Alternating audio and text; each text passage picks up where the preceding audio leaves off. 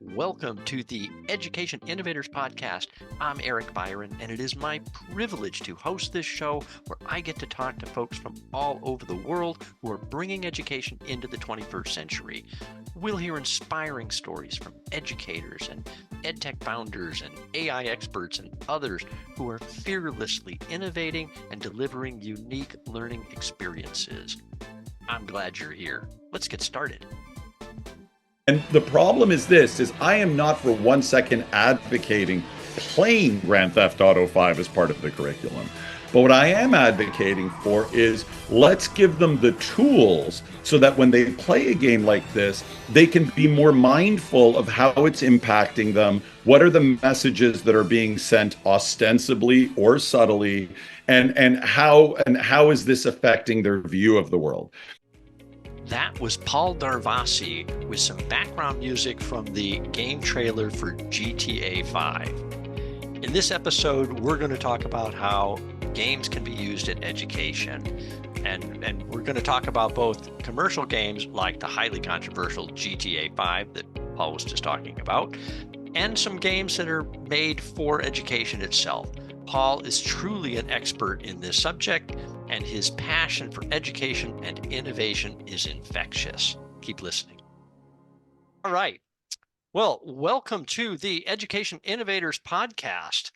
I'm Eric Byron, and I am joined today with Paul Darvasi. I hope I said that right. That how you pronounce it? Very well done. You get an A+. That was good. very well done. Thank you. So Paul is a game developer and educator and a speaker. He's done a bunch of writing on, what you call it, at the intersection of games, culture, and learning, right? You're also the CEO and co-founder of Goldbug Interactive. You're the executive director of the Serious Play Conference, which is how I found you. And you're a founding member of the Play Lab at the University of Toronto. So you got kind of a lot going on there. So, well, tell me about what of all these things that you do, what gets you the most jazzed? What's the thing that gets you up in the morning and you go, I'm going to prioritize this over everything else I need to do? Yeah, that's such a great question because, it's clear from your introduction that I wear many hats. But when you dig below the surface, what you find is a single driving passion. And I think that or maybe a twin driving passion. On one hand, having been at odds with and involved with education for so long, I've always felt that teaching and learning could be done better, that there's a great deal of room for improvement, to update our practices, to rethink the way that we do things as teachers, to think about different ways to reorganize schools. And simultaneously, parallel and in conjunction to that, I love games and I think a lot about games and play. And so I married these two passions and I use my interest in games and play in order to promote better learning practices and forward a different vision of what education might be like. Cool. And that was so well articulated. Well, you've done this before. I know you have been on a number of podcasts and stuff. So I was actually up very late last night rehearsing this script, so I'm very grateful that you noticed how polished my delivery was based on all the practice I did. I didn't get a lot of sleep last night, but all right, thank you well, for good. acknowledging that. All right. Well, we're going to try and get you off script. So yes, because it was really well said. But yes, we don't want to go too scripted here. I want to. Oh, I'm joking. Yeah, Yeah, I'm yeah. the last person to use a script, but thank you. All right, good. Okay, so I have this theory about games and education, right? And why adoption has been, pretty slow and painful. And my theory is that most education games are made by educators, but they don't understand game design, right? So Mhm. they basically make a quiz with some fun graphics, right? Now, some of these are very good. I actually use Duolingo to learn Chinese, and it looks like a game, but I respectively state it is not a game. So, Mhm. from your experience uh, and expertise, what makes a game or a learning game a game? That is an excellent question. Because when we start unpacking the definition of game, it's an extremely problematic undertaking. There's no satisfactory definition of game. In fact, it is such a malleable definition that there was a philosopher, I think it was Wittgenstein, who used the word game as a basis to really question and destabilize all of language, like to say that language rarely means what we think it means. And he used the word game as the basis for that inquiry. So I don't think there is really a final solid definition of game. We definitely know that it involves some type of activity that is separated from the normal pastime of the real world, that ideally it should be engaging, that it should involve play, which has its own problematic definitions, that maybe, and this isn't necessary, but that there should be some kind of a win condition. And so when we unpack it, really it's got very blurry edges in terms of where it stops being a game and then where it starts being a simulation or role play or acting or any number of things. So I heard somebody address this question, and what they said is, instead of thinking about what is a game and what isn't a game, maybe that's the wrong question to ask, because we limit what is possible by thinking, oh, this is a game or this is not a game.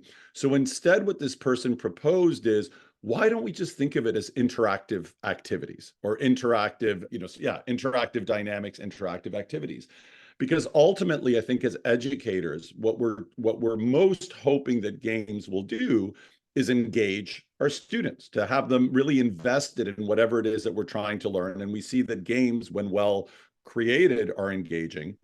And so I think what the question is, well, how do you make a game engaging? How do you make a good game that kids are going to love to play and that is going to deliver the kind of, the lessons or the teaching and the learning? And that is not an easy question to answer.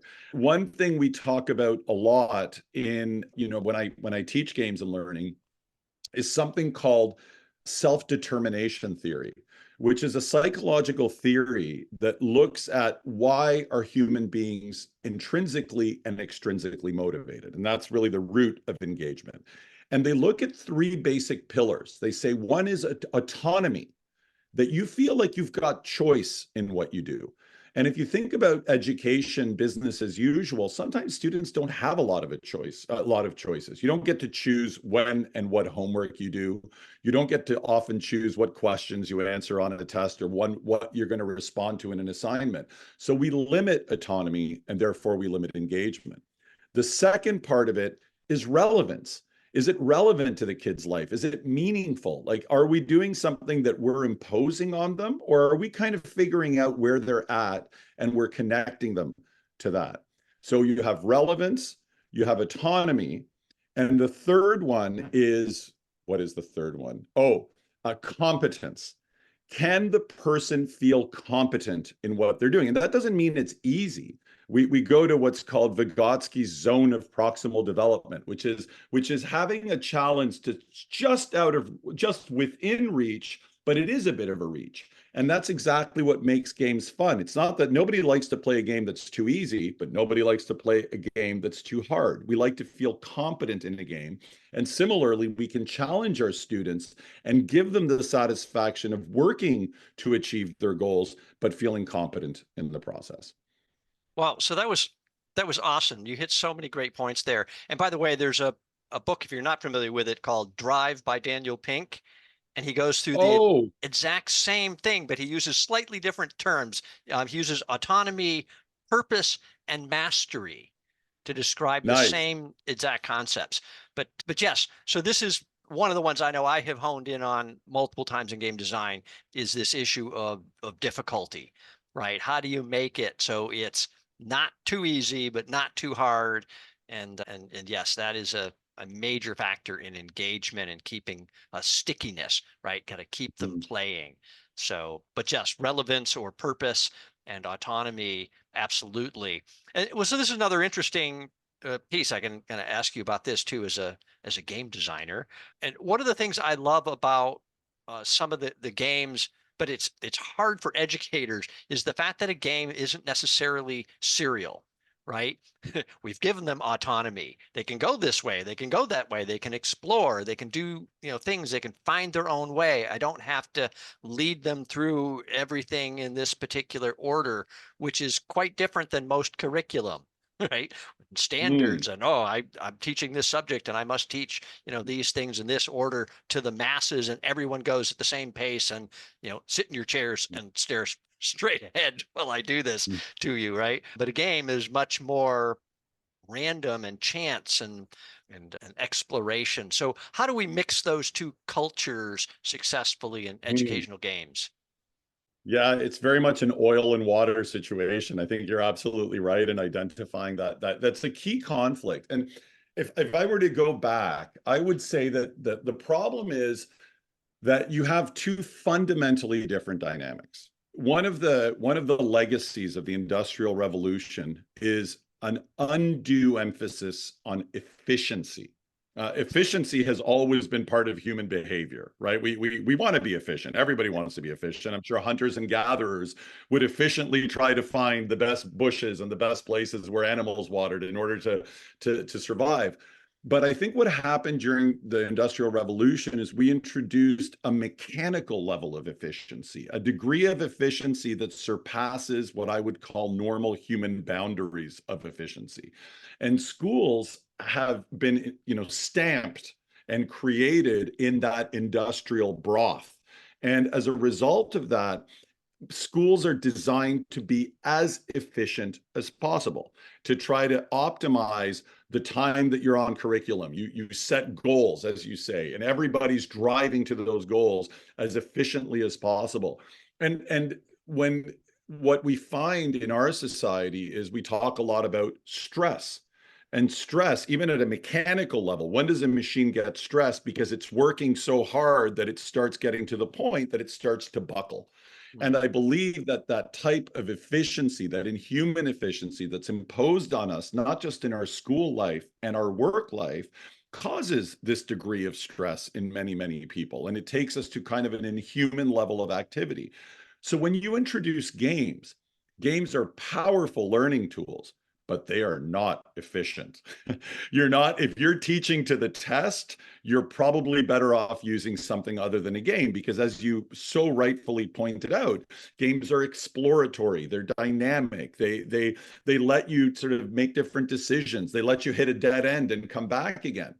So I think that in order for schools to better absorb games, and which they will, I think, because increasingly society is becoming more game-like, and eventually the schools are going to have to follow suit. But I think they have to let go a little bit of this constant need for efficiency, this kind of mechanical control mechanism that's pushing everybody forward at the optimal level, and make room for play, because play is not efficient. Play is exploratory, it's fun, it's on its own clock, it's nonlinear, it takes you to unexpected places. Whereas curriculum always has its goal in mind and is driving all those students like trains to their station. Good analogy. Yes, exactly. So your PhD is in educational and instructional technology, right? Mhm. So did you go into that degree already with the goal of learning game design? How did the game design component come in for you? So it's really interesting. The official title of my degree masks the reality of my degree. So I certainly had not just an interest in game design. Game design was something that was one of my interests, but I also was really interested in, one, how can games teach us to change school systems, which kind of piggybacks on the comments I was making earlier. Two, how can you use commercial video games? So the kinds of video games that kids play at home, not the ones necessarily designed for learning, in an instructional environment. And three, how do you design games? Like, those were my three kind of interlocking interests. And when it came to doing my doctorate, it was a really roundabout sort of interest, because I was really interested in how you can use games to explore cities, which is educational, right? Like, how can you motivate kids to leave the classroom and walk around and, examine trees or find out historical information in a gamified environment? And that initial interest took me to how are cities represented in games? Like, how can you create virtual cities in games that can be explored? And that led me to, oddly enough, the world's most controversial video game, which is Grand Theft Auto 5, or the Grand Theft Auto series. And it's in the Guinness Book of World Records, this series, for being the most controversial games ever. And There's a because Guinness, sorry, there's an actual Guinness record for being the most controversial. That's a yeah, for category. being the most controversial game. Yeah, it wasn't Grand Theft Auto 5. It was a previous version of the franchise that won that award, because it had caused an enormous controversy in the US that led all the way up to the Senate, where they were, where it was very hotly debated by, I think it was Lieberman and Hillary Clinton, and because of, and it was in the newspapers because they were blaming kids street racing on the game and shootings on the game. So it was a real Yeah. hubbub around Grand Theft Auto. Yeah. I was So working at EA at the time, and EA was furious about this too, right? Because they were casting this pale across all of the industry. And we were all like, oh, you guys stop it. You're just like doing the worst possible thing you could do to the industry by having such a popular game that's so controversial and has so many people upset that kids are playing it. Yeah. yeah. But then you could argue that part of the reason it was so popular was because of that very problematic content that kids, and adolescents in particular, would find edgy, that would Yep. give them that sense. So it's a real, and I have so many mixed feelings about this game. It's not my kind of game personally. Like, aside from the problematic content, it's just the gameplay is not the style of gameplay that I enjoy. But what I found really fascinating about Grand Theft Auto 5 is that it's a parody of the city of Los Angeles. And it rebuilds Los Angeles in the way that Los Angeles is represented in the media. They had the money and the technology to build Los Angeles as it is. I mean, this game is huge. They had infinite money, and they've made tons Yeah. since. So that's what drew me to the game. And then I decided, and I don't know when I made this connection, to play the game with the target for the game, which is largely white adolescent boys in a school environment. And the experiment was, So that's just if we crazy. right. Yeah. Well, that's, it's the last thing. But this is the whole point. This is how we as a society, this is, my criticisms to school is, we are basically saying this game, which is one of the most popular games in history, played by over 200 million people, most of them adolescents, right? And so that spend hundreds, if not thousands of hours on this game. And what schools are saying is, we don't want to know about it, right? We don't want to know about it. We don't want to guide you. We don't want to help you. We don't want to hear about it. So we're essentially abandoning them to this problematic content because we're censoring it from our curriculum and we're censoring it from our thinking. And the problem is I am not for 1 second advocating playing Grand Theft Auto 5 as part of the curriculum. But what I am advocating for is, let's give them the tools so that when they play a game like this, they can be more mindful of how it's impacting them. What are the messages that are being sent ostensibly or subtly, and how is this affecting their view of the world?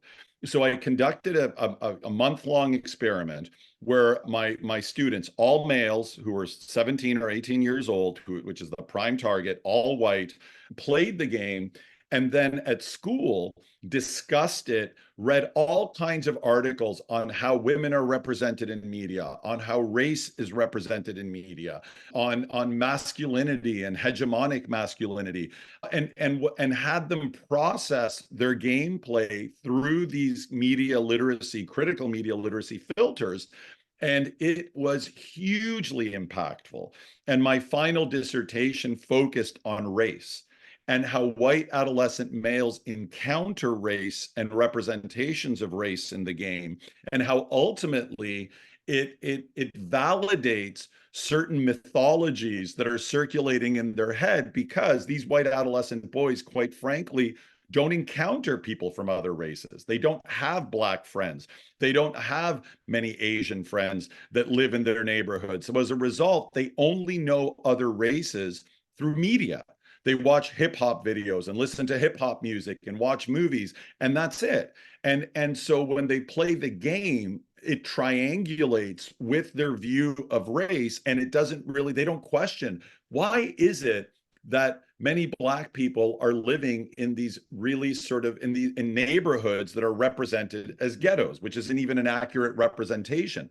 And what they tend to think, oh, that's what they're Black, and that's how you're supposed to live when you're Black, instead of understanding the histories of racism and segregation that have led to a condition and the current situation where Black males are targeted more than any other group for incarceration in order to pay for all of these private prisons that have been bought in particularly the United States. So once they start understanding these histories that lie behind the creation of these games and these images, they, was so powerful at the end how so many said, this hasn't only changed my view of the game, this has changed my view of all media and the world. So when you think then that schools shy away from this kind of controversial material, I say do the opposite. Not necessarily, basically say, where are you? What are you playing? What interests you? How do we think about the way that women are represented? How do we think of the way that LGBTQ communities are represented, or people of color are represented or underrepresented in this media, and making a generation of people more mindful and more willing to think about inclusion as part of their media repertoire? Yeah, it's very cool. It was very brave, actually, bringing that topic into a school. That's, yeah. I mean, I wouldn't even buy the game for my kid when he was a teenager, and he just kind of laughed at me and he said, "It's okay. I'm going over to my buddy's house. We're going to play over there, because his parents are cooler than you." Like, okay, well, yeah. Well, to that point, what was really funny is, of all my participants, 95% of them had already played the game. So I wasn't introducing them to new problematic content. And like your son, the one kid whose parents didn't allow him to play the game watched the entire game being played on YouTube. So it was, everybody had basically already played the game, which is part of the reason I quote unquote got away with it. Is I basically sold the parents and said, they've already played it. Why don't let me fix some of the damage that may have been caused along the way? And that's part of what sold both the school and the parents and let me get away with this problematic or questionable project. Yeah. So very, very interesting approach. Not exactly how I would recommend most folks try to introduce games or off-the-shelf games into schools. So give me some other examples, though, of some good off-the-shelf games that can be incorporated into curriculum. What are some examples of that? Absolutely. What a great question. I love your questions, Eric. You're very well prepared. So I would say, games that I've used, there's very strong narrative games that could be taught in a traditional English class, games like Gone Home or What Remains of Edith Finch. I've used them both to teach high-level literature classes, which seems a contradiction. Like, literature is the opposite of video games. Aren't we trying to get kids away from their screens and back into books? But we also have to accept the reality we live in. Many kids don't read the books. They use the internet in order to make it seem like they've read the book. And the powerful thing about using these short form narrative games is they're very rich characters, very powerful stories with very deep symbolism and themes that you would typically find in a novel.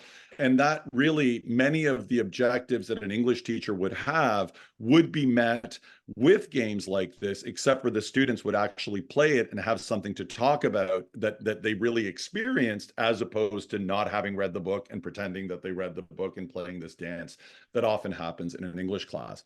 So I would recommend getting those. AI to write the paper for you. Exactly. That's exactly it, right? So this is a way to kind of have a more meaningful way to meet those objectives. I have used a game called Rome Total War, which sounds really warlike, but it's actually a very accurate historical game where they do an enormous amount of research in order to get everything right in terms of the storylines and the historical figures and the armor and the weapons, and to teach about Caesar's conquest of Gaul. And they had a very, very accurate representation of his early sort of steps into conquering Gaul when he was in trouble with in Rome and owed money and was up for trial for something. And then he used the conquest of Gaul as a way to make money, stay away from, from the people who wanted to persecute him, and eventually became the emperor of Rome as a result. So I've used Rome Total War to support that, and it's been very successful. The other one that I also recommend is Ubisoft, one of the world's biggest studios. They have a series called Assassin's Creed, and they're very historically accurate video games, but you're this assassin running around, revolutionary France or ancient Israel and killing people, which is not exactly what you want in a classroom. But what Ubisoft did, which is really enlightening, is they stripped, because all the way they build their cities and the way they built ancient Egypt or ancient Greece is very historically accurate. They work with experts in ancient architecture, they work with historians. And so what teachers were doing before was using the game and having kids tour around and sort of recognize these various elements of these historical cities. Then Ubisoft stripped the game off the environment and built historical tours, virtual historical tours onto these environments where they actually bring in museum artifacts and guided voices. And so that you're learning history in situ. You're actually in ancient Alexandria, or you're in ancient Rome and walking around and seeing all these historical buildings and getting sense of space and distance and how people lived. So that's a really, really powerful way to support his history instruction. I do have to example, say, Assassin's Creed is one I've played a few hundred hours of. I do oh, love that game nice. just for the sake of playing it. But you're right. Yeah, it's kind of fun because yes, they put a lot of effort into the environment and setting the context and historical view. Yeah. Which one did you play?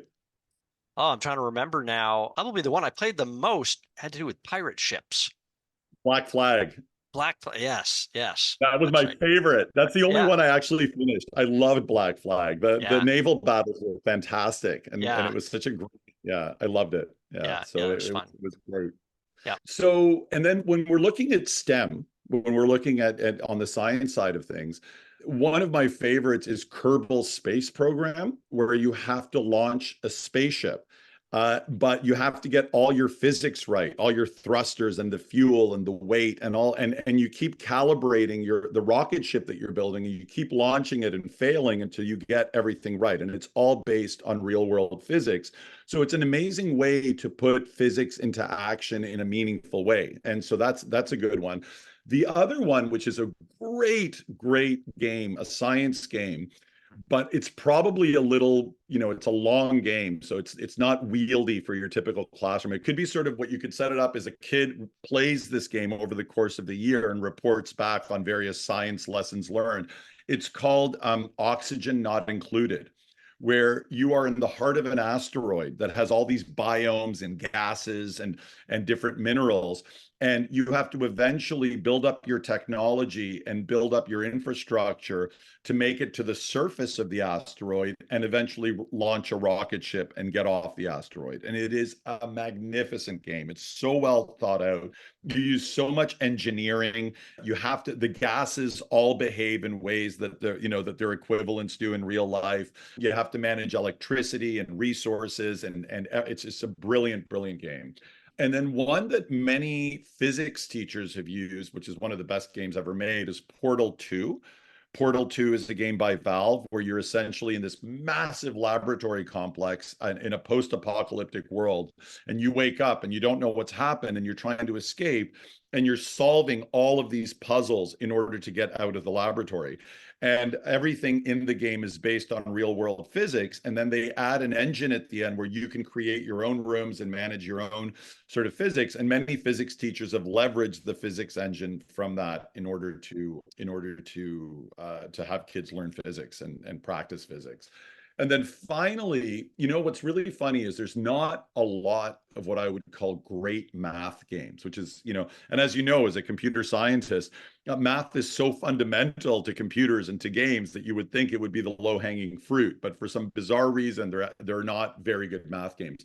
For younger kids, there's a Finnish company that makes a series called Dragon Box, Dragon Box Numbers, I think, is the most famous. And there's a I think Dragon Box Numbers. And they're really great games to teach kids from the ages of about 4 to 8 algebra and algebraic thinking. So those are some Yeah. examples that are not Grand Theft Auto 5 Right. that you Yeah. can incorporate in Yeah. a classroom. Well, you'd appreciate it. I have a friend who, in fact, he was a guest on the show. He created a game that teaches calculus, and it's Oh, like a AAA game, 3D environments, and yeah, it's brilliant. And he also did one that teaches art history. So that one's more 2D, 2.5D maybe in places, but yeah. So he's been working on that for some time now, and he'd say he's got the physics game one uh, course, if you will, out there. They don't stand on their own. They would need to be incorporated with a curriculum. So it kind of mhm. expects you to be going through this also with instruction. Just to go and play the game by yourself, you're not going to learn calculus, on your own. But anyway, no, it's these are all um, really great examples of some of the games. You would love the very first guest I had on the show, Simon Engerer. You should look for season one, like episode 1 and 2, part 1 and 2. So I, he does English literature, English writing classes here in Hong Kong using off the shelf games. The Edith Finch one you mentioned, that's one of the ones I remember him talking about. But I have participated 2 years in a row. They do a competition called From Player to Page. And what they do is, in this case, they let the kids pick whatever game they play and love and write about the game. And they have to kind of pick their approach. So they can write about a character, or they can add a scene, right, and kind of write a new storyline, a new narrative to go with the game, or they could write it, I believe, as a review of the game, why I love this game. But what I did was I did a podcast episode each year. So I went to the ceremony where they had all the finalists, and the kids got to come up and spend like 5 minutes with me, and I interviewed them to tell me about the paper they had submitted for the competition. And these kids were brilliant. Some of the stuff, I mean, they'd written about cooking games. One of them was like a trucking game in Europe or something, where you drive a truck across Europe and you have to plan your routes and manage your resources and stuff, whatever, and get there on time, right? But yeah, a whole variety. Minecraft, there was just all kinds of different games these kids had reviewed or written about, and some of them had done whole backstories on characters and their relationships, and it was just fascinating. And these were kids were they 12 to 17, I think, and some of the papers were absolutely brilliant as well. So that's a program that's that ongoing here in Hong Kong. Yeah. So I had another question teed up here. Let me get to my list. I'd say that sounds amazing. And I think I know, I haven't met him, but I've seen his name circulating in our groups and our circles. So I think he's not an unknown entity to me, but I love that work. And I'll just add very quickly what you said earlier about the context around a game. I think arguably you should do that for any game that you incorporate in an instructional environment. Like, games tend to not stand alone, no matter how Mm, good they are, because you can ignore the learning and just kind of mainline the play. And sometimes it's really important to pull the learning out through curriculum, through context. So it's really important that you can't just throw a kid at a game and they're going to learn everything there is to be learned. You yeah. have to create some mindfulness around that. So it's a really good point. Yeah. Well, I love the format of kind of playing and discussing. Even the ones I Mhm. created, or you were talking earlier, I created some for the Polytechnic University here in Hong Kong, but they were all designed with kind of a lead in. So we kind of talked about what's our intention, what's the game supposed to teach you. Then you go play the game. Then we did a, kind of a post, download, right? Where we talked about, all right, so what was your experience and what was fun? What was new? What did you do? Who had the highest scores and, high fives and stuff. But it was that discussion afterwards that talked about, and we were literally talking about, this was agile software development, but we were talking about the strategies they used to try to play the game and why some things worked and some things didn't work, and that the games were specifically designed so there was no one winning strategy, right? They weren't designed with, oh, you're supposed to figure this one thing out. It was you could play it 100 times, and every time, certain random things would happen, and you might either do well or you might not. That they more realized there were things they could do that were bad, that definitely screwed up your game, but there was no one winning formula that always resulted in the best outcome. And I software love development that. projects are like that. Right? Yeah. Like Yeah, game that's development good. projects, right? Right. Exactly. Yeah, yeah, exactly. It's a creative endeavor. Yeah. Well, let's talk about, you're a unique one, by the way, because you came from the teaching side and then learned game development, right? Or game design, right? And you Mhm. clearly can articulate what makes a good game. So if this is a problem for many educators, right? They may have an idea, they may want to do this, right? They want to incorporate games, but they need a partner. So how do you find somebody, whether it's you or it's me, typically, how do schools go about this? How do we get this more momentum going? Where do they find the resources to help them come up with a game that's not a quiz with pretty graphics? Yeah, so I think it involves there's a few things, right? That's a big question. Because my journey was unique, and I'd rather generalize it than to talk about specifically what brought me to where I was. But I mean, in a nutshell, I was just really interested in making games, and I had limitations. Unlike you, I'm not a programmer. I'm not a particularly good artist, and you would think those are very limiting factors. So my real passion to want to make games, I just started hijacking social media, Google Forms, like absolutely anything I could get my hands on, and started combining them to make games. One software that I would recommend to anybody, because it's easy to learn and you can get some very satisfying results, is called Twine, Twine. The website is twinery.org. And it's an open source software that allows you at the most basic level to create branching narratives. So choose your own adventures, but you could also start really deepening the coding as you get more comfortable to do all kinds of really fun things with it. And students love using it. So I mean, that's a starting point. But fundamentally, I think that if you want to create a game, you should do a little bit of reading. Just read a few game design books. Like I would recommend A Theory of Fun by Raf Koster, which and his thesis is really interesting. He says what makes any game fun, any game, whether it's a AAA shooter or tic-tac-toe, is the dopamine hits you get is when you're actually learning something.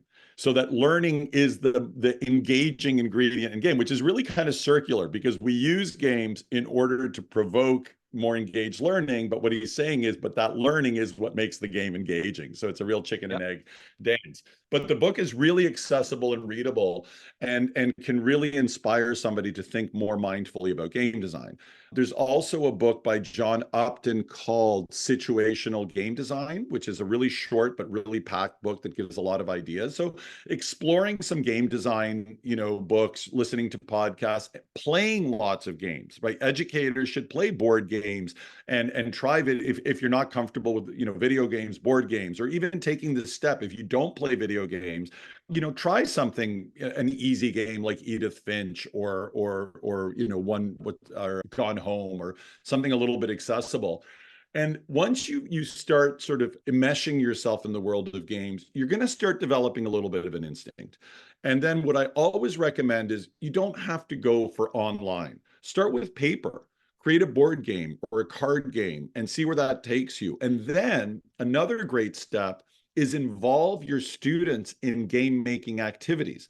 So whatever it is that you teach, whether it's history or science or geography or English or math, whatever the case is, every one of those subjects could potentially have a form of assessment where the kids make a game, right? Create a board game that teaches about the functions of the human eye, or create a card game that talks about what a Roman household was like, whatever the case may be. And when your kids do that, it takes a lot of content knowledge to activate it in a game form. So it's a very valid way for them to internalize what they're learning. But also as a teacher, you can learn from your kids because they often know games and they're going to design some pretty interesting games, even based on what your experience with kids in game design. And that also helps you think about games more deeply and get ideas from your own students. And so it's a slow process. And in terms of partnerships, like finding people to help you, that's tough because usually that requires money, right? People who can develop games are they're usually fairly well paid. There's a lot of unemployed game developers right now because it's been a really tough year for the industry.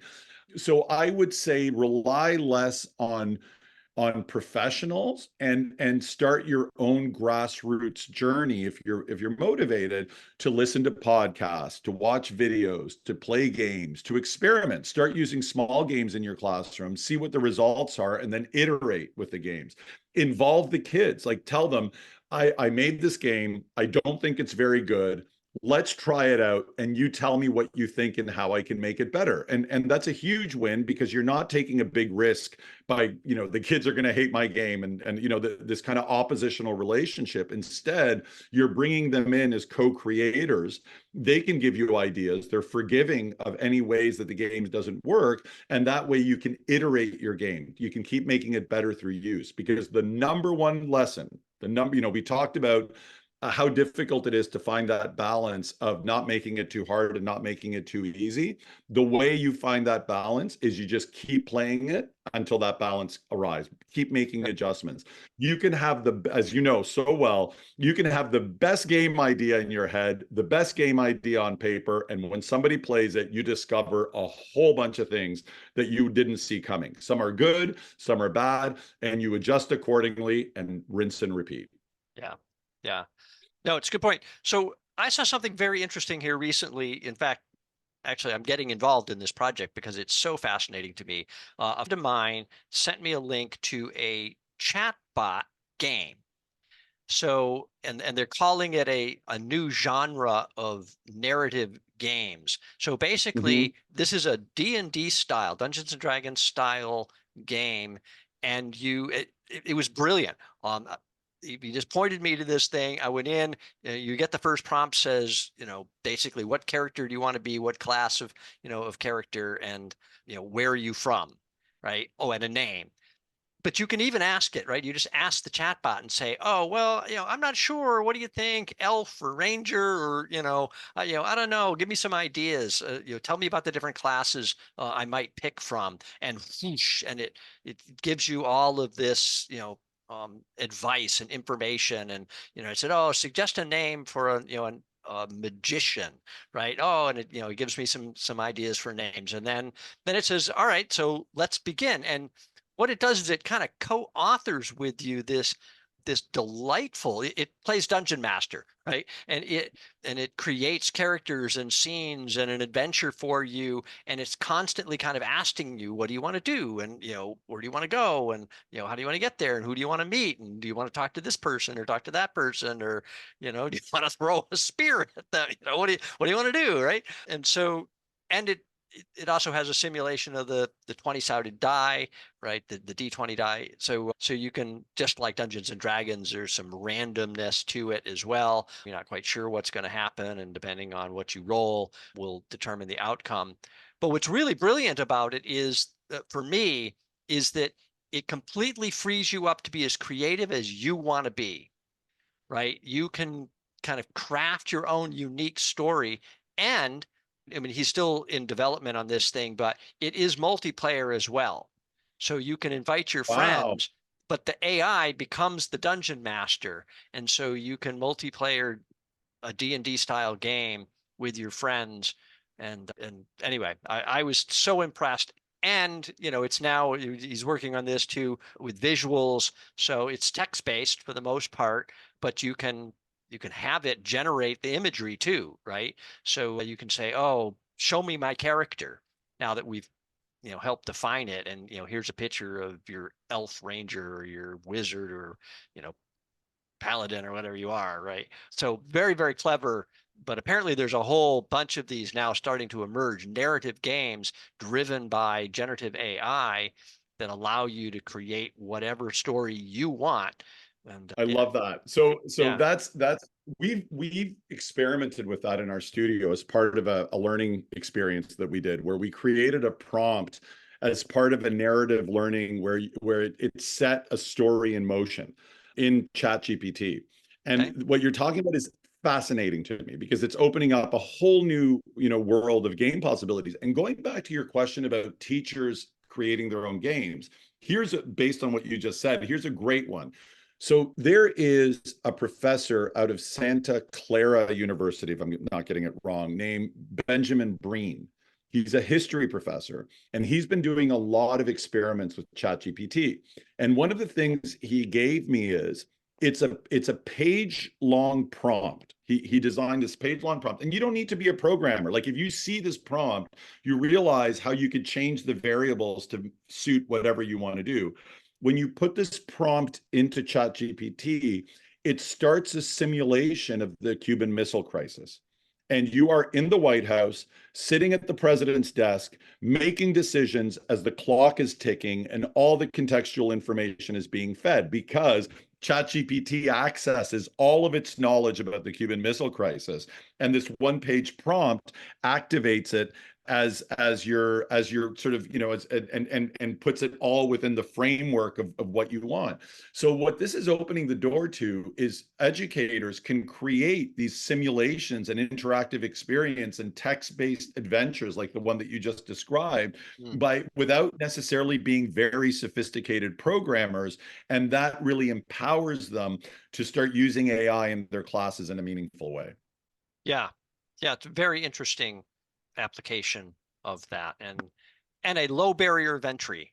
Exactly. I think that, yes, teachers could use this to help spur creativity. I already found just in the few hours that I've played now that I feel more creative because it kind of forces you to really think about what interesting thing could I do here, and you go Oh, I back and love forth and you that. kind of see what it does and you go, oh yeah, I can play off of that now. So yeah, I think for kids trying to unleash their creativity, these kind of things could be a great tool. Yeah. Interesting. I All right. agree. So, all right, let's kind of, we're kind of running out of time here, but I do want to hit you on this. So let's talk about the state of education. You actually alluded to right from the beginning that part of what got you into this was a feeling like a need to change some things. So I don't know if you're familiar with Nolan Bushnell, the founder of Atari, Very and much so. right, Yeah. his Exodexa manifesto. Yeah. I don't know if Yeah. you've seen that yet. He's got a book out called Shaping the Future of Education, the Exodexa manifesto, and it really calls for a complete overhaul in the way we do education. But from your perspective, what do you think needs to change, and what do you see changing? So my hopeful self is the change is not going to happen because of necessarily the deliberate work of people like me who want to change education. I actually think the world is going to change and impose a change on education because it's increasingly falling out of step with the world that we live in. And I think that it has changed a lot, because to say that education hasn't changed in 200 years, we're still sitting in rows and in rooms. I mean, there's a truth to that, but a lot has changed. The discourse has changed, and centering more on the student and having more flexibility in the way that you do things, and the civil rights movement, which changed who had access to education and mass education and all of these things. So the system has changed, but unfortunately, we're stuck in a way of teaching and learning that is not really conducive to the world that exists outside of the school. So what I would advocate for is much more individuated learning. So for example, if a kid is really good at math, he shouldn't be held behind by the math curriculum. If a kid is struggling with math, he shouldn't be dragged behind the rest of the class and eventually just give up because he can't stay behind. With computers, you can completely fix that. You can have kids working at their own pace and engaging ways, keeping learning profiles, helping them and targeting where they need to be helped. Because a math teacher, for all their good intentions, is only a human being that has to follow a certain pattern, and they just don't have the time to sit with every kid that needs all the extra help that they might need. So that's one way that I think that education can be improved. I also believe in multi-generational education, meaning in our ancestral past, we learned seamlessly and invisibly. We didn't have dedicated classrooms or teachers. You were just part of this very vibrant community of elders and young people and adolescents and adults and everybody. And each one contributed to each other to have this kind of socially healthy interaction where you absorbed all the learning that you needed in a way that didn't feel like labor, right? And that's the thing, is that there's nothing wrong with work.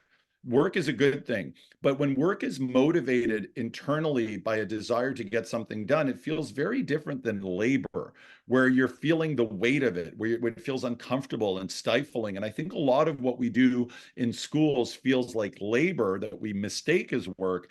And that is a legacy of the Industrial Revolution. Like, we don't call it the labor movement for nothing, right? There's this thing that's inscribed in education that I think we've taken as being normal, but it's not normal at all. So I'd like to see a return to multi-generational learning, multi-generational health. And I'd also like to see moving outside in the world, like not being in a classroom and sitting down. How can we activate learning in community and environment through apprenticeship, through engagement with real world situations?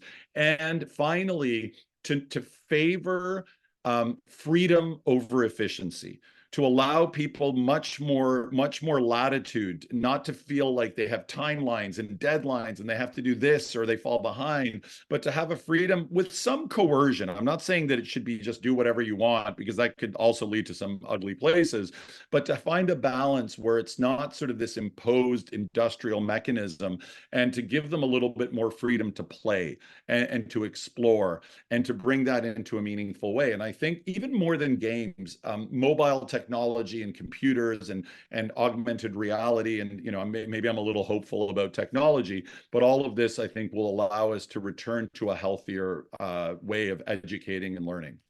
Yeah, awesome. Hey, before we go, I do want to make sure we plug the Serious Game conference, right? So you are the chairman of the conference this year, is that right? Yeah, that's right. We're going to be running it for this foreseeable future.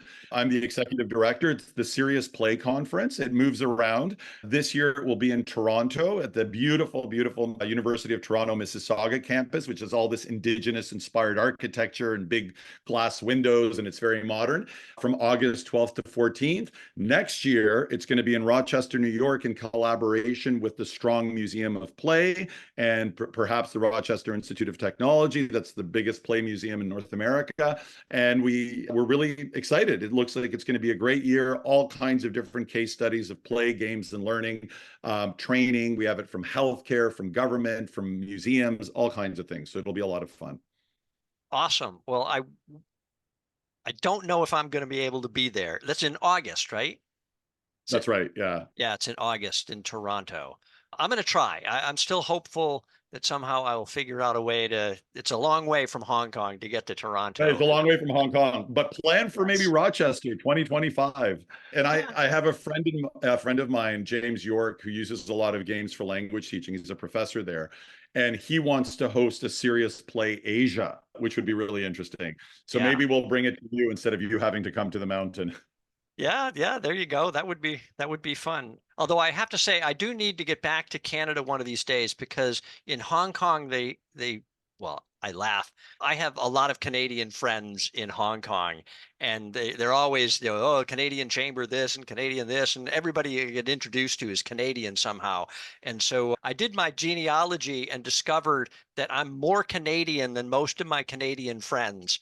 So I'm proud to say I have 5 generations on both sides. So my mother's side, 5 generations in Nova Scotia, and on my father's side, 5 generations at least that I could trace back in Quebec before. You have the Quebecers and Nova Scotians are both wonderful people. So you have very nice blood coursing through your veins. Yeah, so I'm an honorary Canadian, and I appreciate you coming on and sharing with me. This has been great. Is there anything, last words, anything you wanted to say or message you wanted to deliver we haven't talked about? Just an incredible expression of gratitude to you. I really enjoyed this conversation. You did a great job of pulling the things that I love to talk about. I really value your knowledge and interest in the area, because it's certainly more than a lot of the people that I speak to. And it was an absolute pleasure. What a wonderful way to start my day. Great. Well, thank you so much, and we'll talk soon. I'd say catch up to you about the conference there in August. See if I can figure out how to get there. Amazing. I look forward to staying in touch. All right. Thanks, Paul. Bye.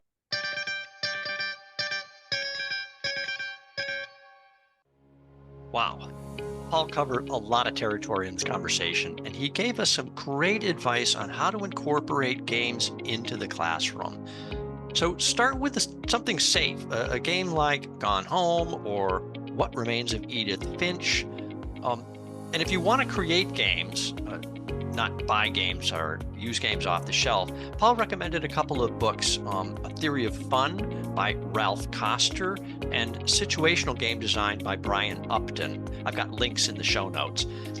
And I'll add a couple to that list. I'm currently reading Video Games and Learning by Kurt Squire. It's got a foreword by James Paul G. His book, What Video Games Have to Teach Us About Learning and Literacy, is probably the Bible for anyone who's really serious about games and education. Paul also explained to us the importance of intrinsic motivators, autonomy, relevance, and competency, or competence. And I found it fascinating how closely this theory from game design aligns with the concepts from Daniel Pink's book. It's a leadership book called Drive, and Daniel Pink describes intrinsic motivators in almost the exact same terms. All right. Most importantly from this episode, what you should take away is you need to get started. Okay? Games are powerful learning tools, but it takes time, effort, and iteration to have the kind of positive impact we want. Okay? So there are folks like Paul blazing the trail and showing us how to do it, but we all have to be fearless in our own efforts to innovate in education. All right. If you're enjoying this podcast, please subscribe and share. We have more awesome guests lined up, amazing stories of innovation and education that you don't want to miss. Please reach out if you have comments or suggestions. All right, I'm Eric Byron. Thanks for listening to the Education Innovators podcast, and thanks to all those education innovators out there. You are making a difference.